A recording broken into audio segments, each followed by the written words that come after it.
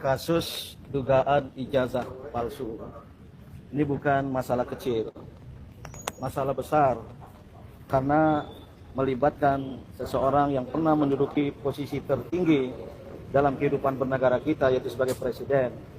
Kalau tidak diselesaikan akan mewarisi dampak demoralisasi terhadap generasi penerus. Karena mereka boleh jadi nanti akan beranggapan, tidak perlu punya ijazah asli, tidak perlu punya ijazah atau tidak sekolah, toh kita bisa jadi presiden. Inilah kerugian besar bagi bangsa dan negara kalau kasus ini tidak diselesaikan. Sebenarnya mudah diselesaikan, tinggal tunjukkan mana ijazah aslinya dan kemudian diteliti oleh para ahli secara independen. Maka kasus ini perlu diselesaikan lewat penegakan hukum secara transparan, imparsial, tidak berpihak, tidak membela seseorang, dan secara berkeadilan.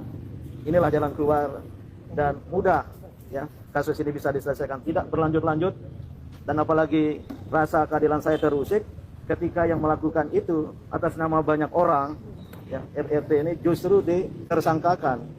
Ini adalah pembalikan nilai-nilai keadilan, maka ini terus terang akan menjadi hal yang dilawan oleh rakyat, kalau tidak sebagian besar rakyat, dan saya yakin kaum cerdik pandai ya, akan ikut terlibat. Banyak yang diam, termasuk saya tidak tampil di depan, namun bersetuju, dan inilah saatnya untuk memberikan pembelaan lewat keahlian yang saya miliki.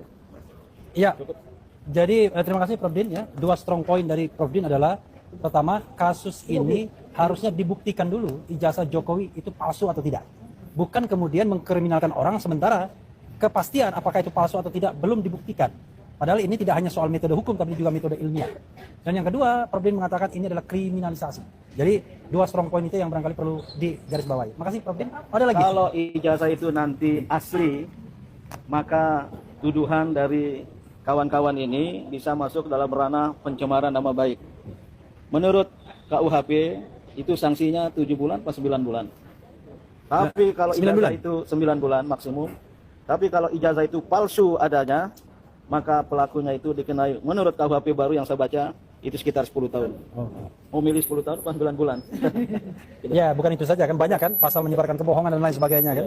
Jadi terima kasih Prof Din Samsudin. Mudah-mudahan